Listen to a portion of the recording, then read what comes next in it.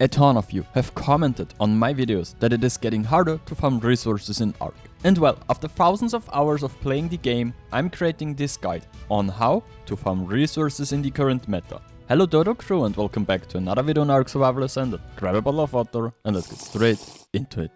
Farming with a Rhino is probably the best thing you can do in the overworld, as with a little trick they can carry an infinite amount of resources and still keep moving. To do this, simply fill a vault with as many resources as it can hold. Then use the Rhino's special ability to grab it and fly to your base, where you can simply place it on the ground. You will need a foundation to place it on, and as long as your Rhino doesn't drop it, you can carry all your resources no matter how heavy they are. On a side note, as of I'm editing this, I'm closing in on 10k subs. If you could sub to help me reaching my goal of 20k subs by the end of the year, I would greatly appreciate it. To fill up your vaults, take a raft and place it in the swamp, for example, and use a wood farmer, such as a mammoth or a fairy, to farm the swamp with the raft. On maps, such as the island, Astraeus or Ragnarok, this also works with a dirty or a rock elemental and the river rocks along the coast or rivers. Rafts can carry an infinite amount of weight, which means you can simply build a few storages on your raft and then fill them as soon as your creature is slot capped. If you do this with a partner, you can cap most of the resources in your base in no time.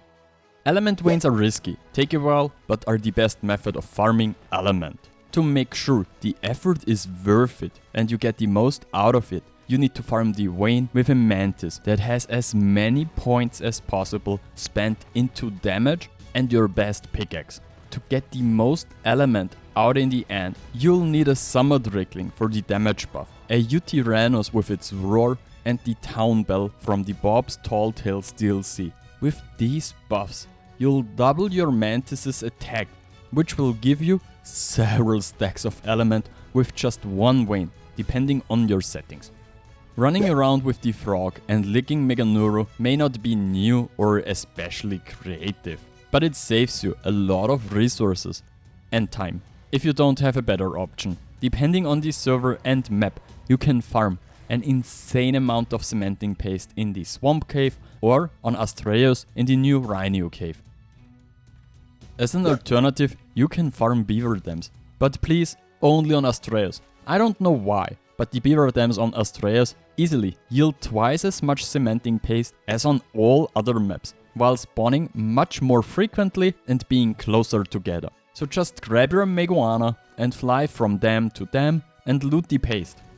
And we also need wood, and there are lots of tricks for that. But if you have a blueprint for a good chainsaw, just put on attack leggings and go from tree to tree in the Redwood forest, and you'll slot cap in no time. With the tag leggings ability, you can keep running even when you're overweighted, which makes it easy to go from tree to tree and fill up your inventory.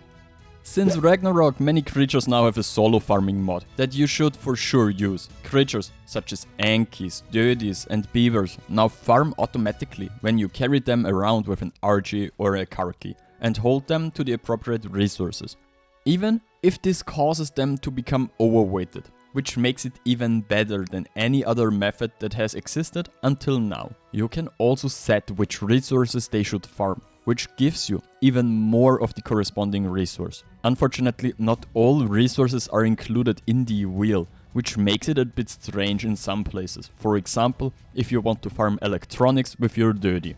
With Grand Tortuga, black pearls are now a breeze to farm. Grand Tortuga gives you a 90% weight reduction on black pearls and allows you to farm them on land and in water and then carry them around. The yield isn't quite as good as with an anglerfish, but that doesn't really matter because it's still the best method for farming slot caps of black pearls. The honey cave on Astraeus is far too broken. You can either farm chitin here with a megatherium, as there are all kinds of bugs in large quantities, or you can grab a chainsaw and farm honey and organic polymer without having to tame a bee. You should still tame a bee, as it will passively farm vast amounts of honey for you.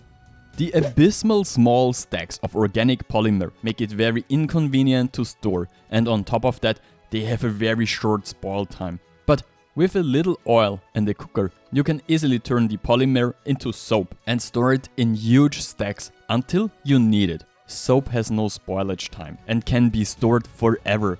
When needed, turn it into polymer with a grinder.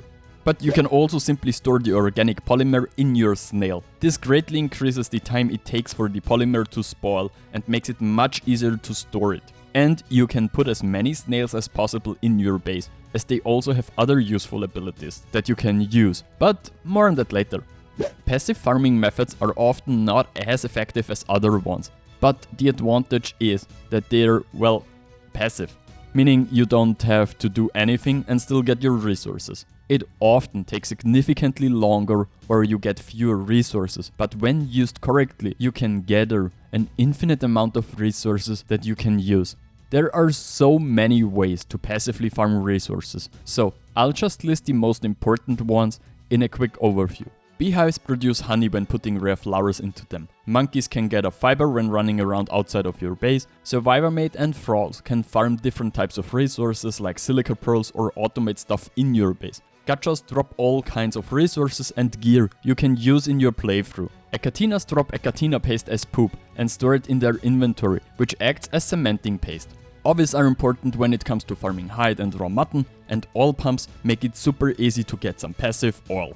In my opinion, the Dreadmare with its black hole ability is far too underrated. With this ability, you can simply suck in your creature and then spit them out again in another location, similar to cryopods. With the difference that the creature retains its inventory and you can simply suck in a slot-capped Anki and then spit it out again in front of your forges. This may not be very useful for many methods, but if you're farming in the overworld, it's a no-brainer.